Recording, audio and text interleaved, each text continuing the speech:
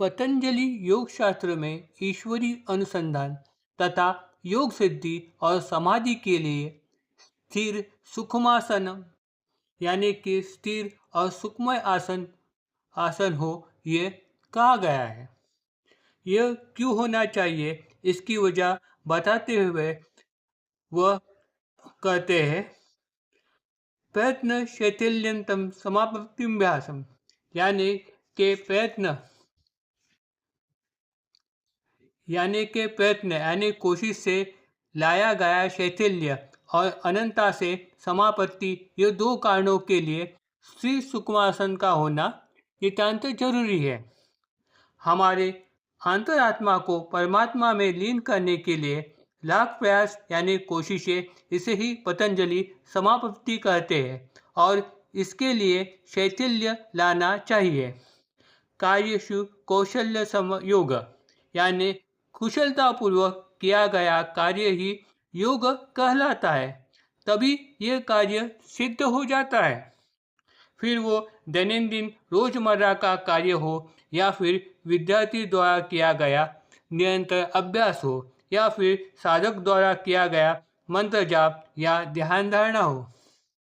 जब वह पूर्ण एकाग्रता के साथ किया जाए तो ही कार्य सिद्धि हो जाती है। इसके लिए स्थिर सुखमासन का होना नितांत जरूरी है। साईं बाबा के स्थिर सुखमासन के बारे में एक रोचक कथा साई चरित्र में आई हुई है। भगवान विष्णु जो इस सृष्टि के रचेता है, उनके सहस्त्र नाम श्लोक में यह कहा गया है, पुतात्मा परमात्मा च मुक्तानां परमगतिः अव्ययः पुरुषः शास्त्री क्षेत्र जोड़ाक्षर एवचा, यानी कि ईश्वर का स्वरूप पावन है, किसी भी नाम रूप से परे, जिसका नाश नहीं हो सकता, ऐसा अविनाशी नित्य शुद्ध नित्य मुक्त परमेश्वर है। यानी वो अक्षर है जिसका नाश नहीं हो सकता, ऐसा है। वही अविनाशी परमेश्वर इस त्रैलोक्य को धारण कर उसका पोषण करता है। पुराणों में सृष्टि पर आए जल प्रलय का वर्णन किया गया है। उस समय सृष्टि पर कुछ भी अस्तित्व में नहीं था, सारी भूमि जल से व्याप्त थी। फिर भी उस जल प्रलय में एक वड के झाड़ का पत्ता बाकी बचा था। उस शेष बचे वड के पत्ते पर आदिमूर्ति नारायण शयन कर रहे थे। जब वो जागृत हो गए तभी इस सृष्टि का पुनर्निर्माण करने का विचार उनके मन में आ गया। इससे यह स्पष्ट हो जाता है कि भगवान का शयन धरती पर या फिर उसके ऊपर नहीं है, उसके ऊपर निर्भर नहीं है। योग की उच्चतम अवस्था में योगी इतना सूक्ष्म रूप धारण करता है कि आकाश में भी वो किसी बिना सहारे शयन कर सकता है। अपने इस विष्णु रूपी शयन का प्रत्यय अपने भक्तों को साईं ने भी दे दिया। लगभग 4 हाथ लंबी और 1 फीट चौड़ी ऐसी लकड़ी की फली के ऊपर साईं महाराज शयन किया करते थे। उसको छत पर टांगने के लिए कपड़े की चिंदियों से बांधकर ऊपर छत को झूले के माफिक टांगकर उस पर बाबा शयन किया करते थे। ऊपर माथे पर और नीचे पैरों के पास जलते दिए रखकर वो अक्सर शयन किया करते थे। चिंदियों से बांधी गई वो फली बाबा का बोझ कैसे सहती होगी, जिसके पास योग द्वारा प्राप्त महासिद्धि हो, जो इस ब्रह्मांड को सहारा देता हो, उसके लिए लकड़ी की फली सिर्फ एक नाम मात्र है। बाबा के इस योग लीला के पीछे उनको अपने भक्तों को उनके अंदर छिपे हुए योग सामर्थ्य का दर्शन कराना था, जिससे वो उनके अंदर छिपे ईश्वर को समझकर अपना कल्याण कर सके। साईं बाबा के स्थिर सुखमासन के बारे में एक रोचक कथा है।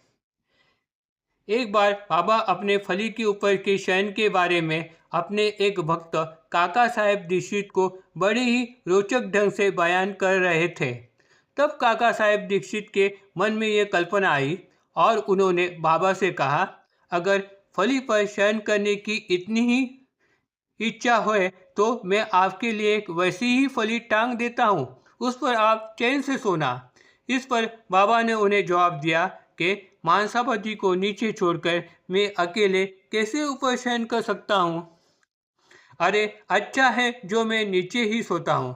तब काका जी ने बड़े ही प्यार से बाबा से कहा, मैं 2 फलियाँ ऊपर टांग देता हूँ, एक पर आप सोना और दूसरे पर मांसापति जी सोएंगे।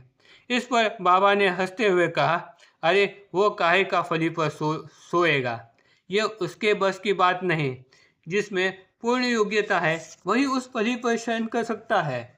निद्रा पर विजय प्राप्त करके सोते हुए भी जो जागृत रहे उसी को ये संभव है। फली पर निद्रा हर एक के बस की बात नहीं, मेरे सिवा ये दूसरे किसी की बस की बात नहीं। मैं अगर सोने लगूं और मानसावती को अगर कहूं बिगड़ सोए मेरे सीने पे हाथ रख कर जागते रहना, तो वो भी काम इससे संभव नहीं हो पाता है। बेटे जगह ही ये फेंकते रहता है, फिर वो फली इसके किस काम की। वो जादूगिरी मेरी ही बस की बात है। मेरे सीने में ईश्वरीय अनुसंधान चलते रहता है।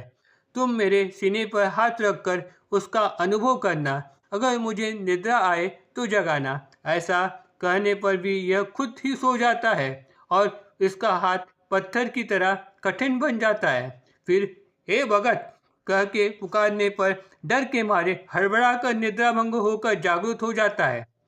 जो जमीन पर ठीक से नहीं बैठ सकता, जिसका आसन जमीन पर स्थिर नहीं है, जिसने निद्रा रूपी तमोगुण पर विजय प्राप्त नहीं किया है, वो भला ऊंचे आसमान पे कैसे सो सकता है।